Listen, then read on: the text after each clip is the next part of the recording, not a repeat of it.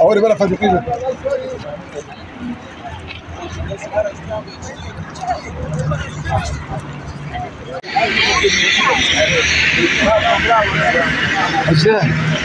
Hakkı olarak yıllardan beri kireç fabrikası, Şakirnoğlu Kireç Fabrikası'ndan gelen egzoz dumanına benzer dumanı sürekli istasyon hakkı biz çekiyoruz.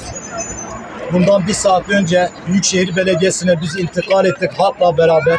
İstasyon Büyükşehir Belediyesi'ne gittik. Büyükşehir Belediye Başkanı açıklamasında benim yetkim dışındadır, alanımda olmadığı, Çevre Şehircilik Bakanlığı'na bağlı olduğunu söylediler. Çevre Şehircilik Bakanlığı ne zaman şikayette bulunduğu zaman da hiçbir çözüm almadı. CİMER'e de şikayet yaptığımız zaman da bir sonuç almadı. En son istasyon halkı olarak şu an Şakirnoğlu Kireç Fabrikası'nın önünde bulunuyoruz. Şakirnoğlu ile görüştük. 15 gün süre içerisinde bu siyah dumanın ortadan kalkacağı ve filtrenin devreye sokacağını, 15 gün içerisinde bitireceğini, biz de 15 gün değil 20 gün sana süre veriyoruz. Bu siyah dumanı ortadan kaldırmasını bize söz verdi. Biz de burada basın açıklamasını yapıyoruz. Arkadaşlarla beraber buradayız. Gereğin yapılmasını istiyoruz buradan.